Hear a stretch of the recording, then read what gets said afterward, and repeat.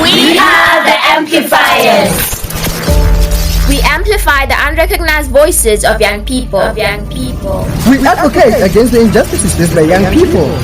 Like bullying, teenage pregnancy, and substance abuse. We also address matters influencing the lives of young people, such as positive parenting skills, child-led initiatives, and children's rights. Let's talk about matters influencing the lives of young people.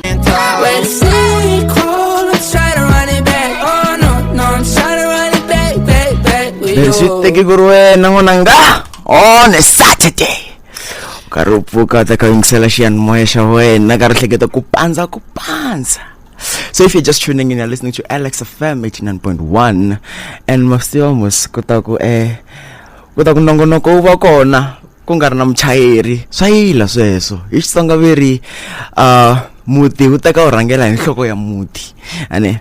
But then I'm your boy Mr. Phenomenal Muhluri Jaraka Mautani, and I'm not rolling alone. I got my lovely co-pilot with me today, Miss Bonolo Moahludi, and young Ion is here, Mzwakhe is here, but then unfortunately they sound sleeping. I'm introducing you guys. Young Ion is here. Yo, what's up? Mzwakhe is here. What's up? My lovely co-host is here. It's sure. Alright, so today him coming ngono kongwan wotsake so like I'm not nyanyula nyana so nandan kan deftul China. So the song that was playing right before us, the name of the song is called East Coast by Baby No Price. Well, his actual name is Nkuna Price, but then if you're a fan, you'll definitely call him Baby the Price. So we the Amplifiers, like the main aim for us to be here is to entertain, educate. So with human rights and also the type of offenses that can land a child in prison, right? Remember, at the end of the day, women be children, but then if you did something wrong, there must be accountability for that, because accountability guides us. Like, without the rules, we'd be savages. Exactly. And we also have a very special interview with us. We'll be conducting a very nice interview. So if you want to hear more, and trust me, like this person that we're interviewing, they're professional, they work in the field, right? So if you want to hear more, you better tune in. So good people, how are you? Saturday morning, what can I say? Hasn't been that hot just now, but it's gonna get hotter, hey? It is. So before anything, if you want to communicate with us on our social media platforms as the Amplifiers, you can find us at Amplifiers_YR on Twitter, Amplifiers_AlexFM89.1 on Instagram. We are Amplifiers_AlexFM89.1 on Facebook, Amplifiers_AlexFM89.1 on YouTube, and last but not least, we are the _Amplifiers on TikTok. So if you want to get in touch with us, get in the conversation, ask questions, and get in touch, get us on those social media platforms. We're waiting and we're just waiting on you to communicate. It's true. Alright, good people. Let's start. Let's like a single part, a single nongonoko. So, according to your own understanding, right? I want to know from you guys, like, what do you think is a criminal offense? Well, to me, a criminal offense is something you do that is illegal and something you're not supposed to do as a citizen, officer, or a civilian. Something you're not supposed to do that is not allowed to be done by anyone else. So it's something you do which is not supposed to be done. A criminal offense, in my opinion. Yeah, that's right, Bonnie. Yeah, a criminal offense is something that is illegal. You do not have to do that. If you do something like that, you can land in jail or land someone even better than jail. Yeah, exactly. I would define it as something that will violate somebody else's human right. Simple. Definitely. So like by you violating my human rights, remember, you're doing a criminal offense, right? Because that is unjust. So we have a question of the day, to our very lovely listeners. As Miss Moahludi said, that you do not have to be in studio to join us, and you can also engage on our social media platforms. Exactly. Actually, like, I just want to be rough with that one. So what you can simply do, just like send us a text or a VN on any of our social media platforms, like telling us that according to your own understanding, what kind of crimes do you think can lead can lead the child to being imprisoned, and actually like give us a reason of like why do you justify that? Yes. So being that right now we are discussing the crimes, ne? So like I want to know, like from my lovely team today, what crimes do you think can actually like lead a child to be imprisoned? Well, for me personally, I'm going to mention a crime that is mostly committed by us children, that is not taken seriously, but it's taken into, okay, let me put it this way. A crime I think most children should be arrested for is bullying. Because what I've seen is that cases of bullying happen, children even commit suicide because of being bullied, but the bullies are never dealt with in a way that is severe. They're always dealt with, don't do it again, they're given a stern talk, but I think that they should be arrested, honestly. Yeah, no, I think that it depends on the country and the laws in the place, because there's some crime as such as murder, rape, and carrying a weapon. Like you cannot carry a weapon to school. That's supposed to be like you're supposed to be arrested for that, because other children don't do that. And what if they get traumatized and like don't move anymore? Definitely. Mina, I feel like one of the crimes that children should actually be arrested for is you waking up in the morning and not tuning into the amplifiers. Like that's a crime. Like you're supposed to listen to us. And you find out that people wake up early on a Saturday, they'll be like, oh, and then they don't listen. It's like, oh, come on. Exactly. Even if you're not going to listen, at least just tune in, guys. It helps. No, but then you have to listen, because remember, we educate, we entertain, and like right now, I'm feeling very parched. It's like it's been a very hectic morning. I ran my way here, so like I'm fit. I'm preparing for the Comrades Marathon.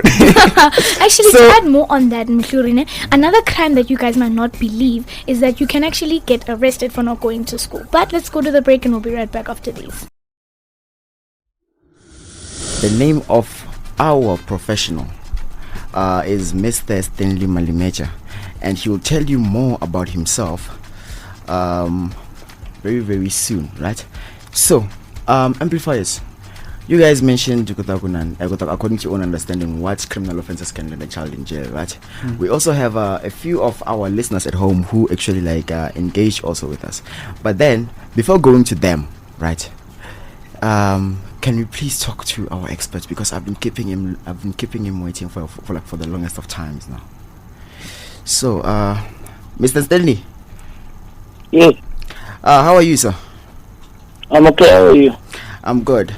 I have it with me that you are an attorney at the Center for Child Law based in the University of Pretoria, and also you are a lecturer in the Department of Private Law at University of Pretoria under the law faculty.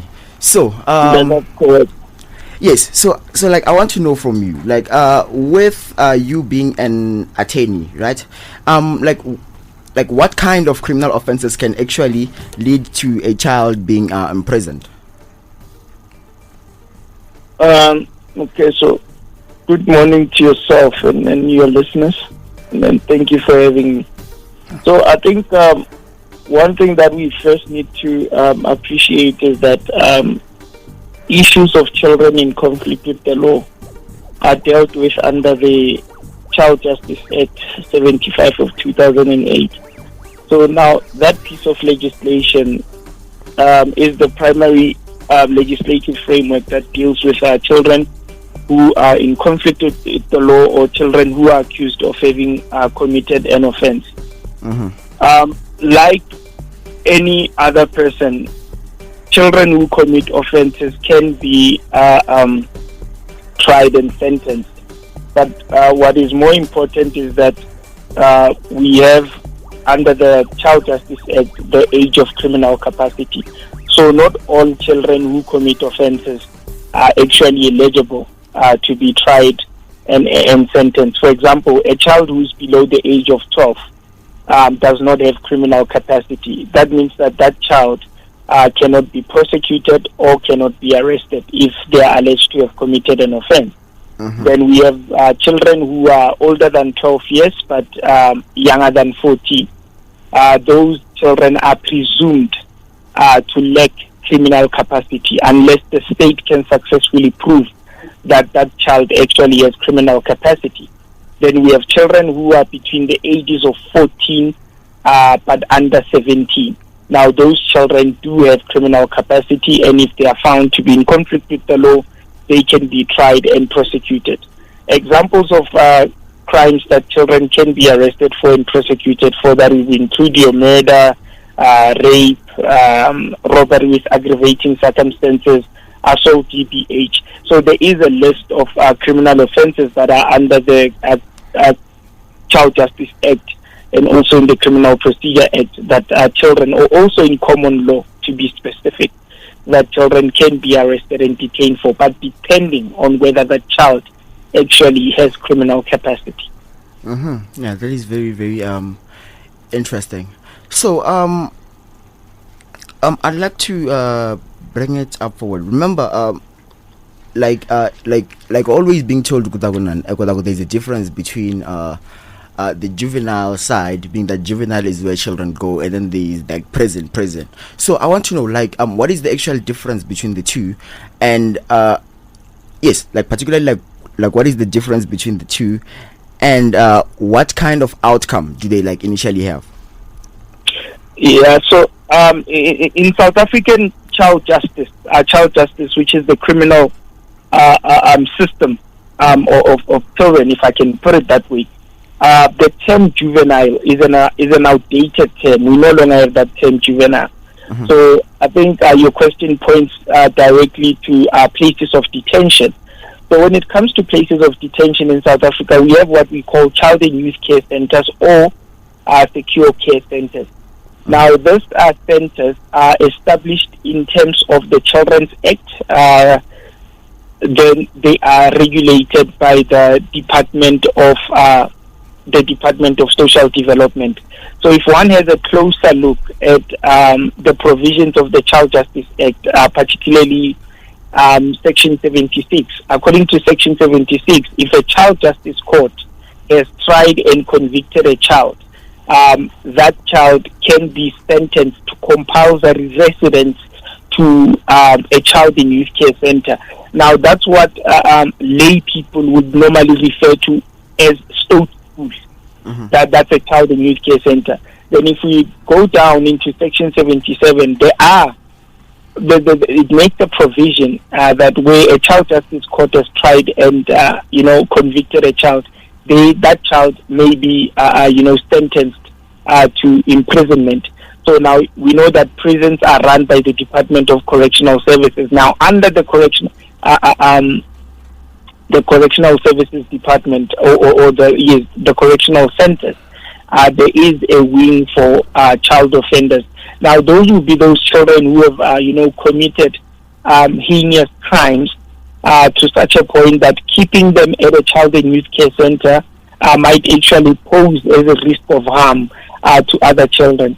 But what we need to remember as well, insofar as detention of children is concerned, is that Section 28, subsection 1G, tells us that a child may only be detained as a measure of last resort, right?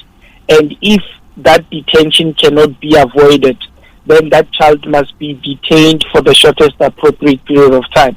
So what does it tell us? It tells us that when a court is engaged in a process of sentencing a child, it actually needs to consider the best interest of the child as stipulated under Section 28, subsection 2 of the Constitution, because that also guides or imposes on the court to say that when you sentence a child, ensure that that is the measure of last resort, and if you cannot avoid that, then the sentence, the period of the sentence cannot, it needs to be for the shortest appropriate period of time. Now, you asked a very important question. What is the outcome? Now, we know that the principles around convictions and sentencing in particular is that it is rehabilitative as opposed to punitive. So the aim of a sentence, although there's some elements of punishing the person, but the biggest percentage or the main objective of sentencing a child is to rehabilitate that child. That's why if you look at Section 76, so subsection 1 of the Child Justice Act, it says that a child can be sentenced to compulsory residence to a child and youth care center that is established in terms of Section 191, subsection 2, paragraph J of the Child Justice Act. Now, it lists, if you go into the Children's Act under Section 191, you'll see that it makes a list of the types of programs that the child is actually entitled to attend, as a result of that sentence. So the sentence is not merely that a child is just sent to a child and youth care center. It needs to be clear in terms of which programs does that particular child and youth care center actually provide. So the whole outcome of sentencing a child, the main one is rehabilitation. Secondly, is to ensure that the child is at least given a family-like environment, because now they will be removed from their family and they will be placed in a child and youth care center. So that child and youth care center needs to have an element of a family-like situation. And also the main purpose or the main outcome of sentencing children is to ensure that they are reintegrated back into society as better people. So in a nutshell, the sentencing of children who are found to be in conflict with the law, it is not punitive but rehabilitative. That is very, very, very informative, sir. So being that Nkarwa not the go die but I'd like to know from you, if our listeners are actually interested in finding out more on the beautiful content and the most informative content that you just given us, where can they find you? So they can go into our website. They can simply just Google Center for Child Law. So that's CENTERRE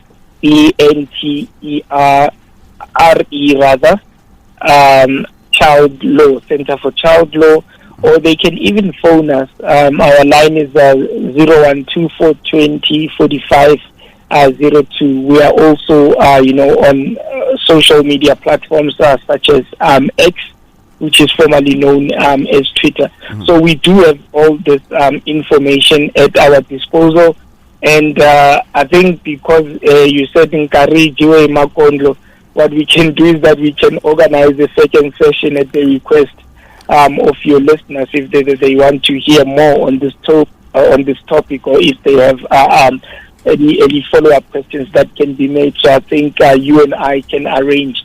We can arrange for a further discussion on this issue. Okay, Ms. June that if you want a second session, it's simple. Just say you wanted being that, hey, we're nothing without you guys. So that was Bud Stanley from the Center for Child Law. And thank you very much, Bud Stanley. And also thank you very much for our listeners to tuning in on that wonderful interview. So man mama hungvan and because she wants to tell you what is currently happening.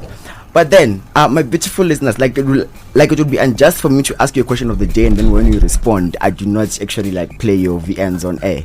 So,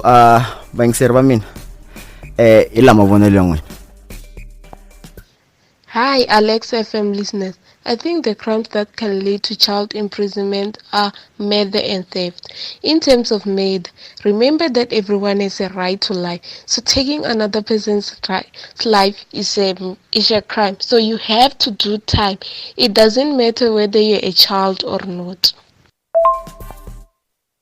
Hi, Alex FM listeners. This is Kayla Nichirimbe, and replying on today's question, there are several crimes that can lead a child to be imprisoned, such as theft, assault, drugs, offense, even murder. Sometimes this crime can be in the result of imprisonment due to the severe impact on the society and the need of rehabilitation and punishment.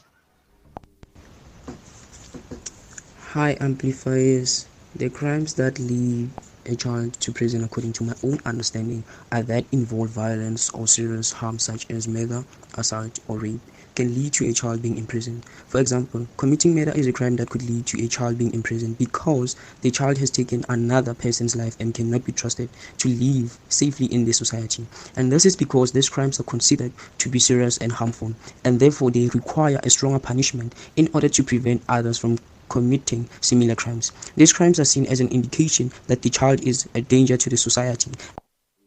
Thank you very much, our wonderful listeners. As I mentioned before, Tankara not doing Makondlo, and a special shout out to our listeners and Open Stanley for actually participating with us today. Catch us up, same time, same place. I'm Tango.